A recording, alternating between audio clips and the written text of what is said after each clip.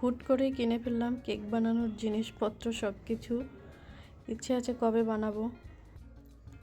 সকালবেলা ছেলেকে স্কুলে দিয়ে চলে গিয়েছিলাম মাছ বাজারে।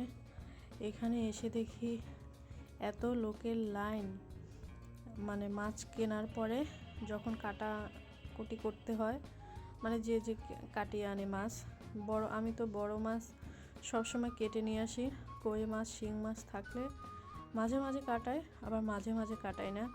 তো আজকে অনেকটা আধা ঘন্টার মতো দাঁড়িয়ে থাকতে হয়েছিল, লম্বা লাইন ছিল।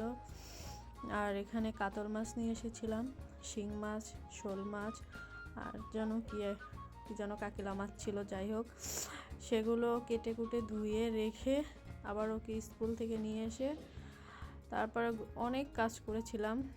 আবার একটু ঘুমিয়ে গিয়েছিলাম, ঘুমাতে ঘুমাতে লেট হয়ে গেছে। আজকে ছিল অনিমেষের স্কুল বন্ধুর বার্থডে।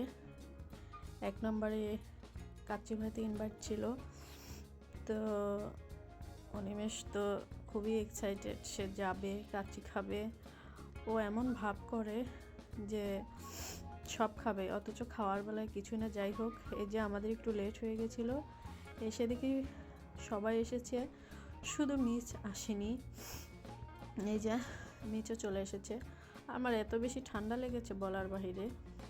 আর মিচ আসার সাথে সাথেই খাবার অর্ডার দিয়েছিল, আর সবাই বসে গেছি, খাবার খাবো, কাচ্চি খাবো আর আরাম পাবো, অনিমেষের ডায়লগ।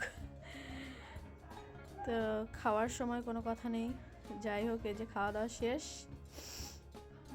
গুড্ডু আবার তার বন্ধুকে গিফট দিল। তারপরে চলে গিয়েছিলাম বাজারে, 1 নম্বরের ভিতরে বাজারে, মুক্তিযোদ্ধা মার্কেটের ওখানে।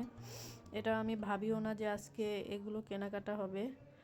তো কেক বানাবো অনেক দিন ধরেই একটা বৌদিকে বলতেছিলাম, সে আবার ভালো কেক বানাতে পারে, আমি তো কিছুই পারি না। সে বলছিল চলেন আজকে যাই, যা যা লাগে দরকার হয় নিয়ে আসবো। তো অনেক কিছু নিয়েছি, A to Z মোটামুটি, পুরোটা মনে হয় এখনও হয়নি। অনেক টাকার জিনিস কিনে নিয়ে এসেছি। অনিমেষ তো সেই খুশি, কেক বানাবো, তাই সব কিছু নিয়ে এসেছি। আর এই যে সে যেখানে যাবে আবার খাবে তো খাবে, আবার নিয়েও আসবে। তো কাচ্চি পুরো খেতে পারেনি, আবার নিয়ে এসেছে, এসেই খেতে বসেছে।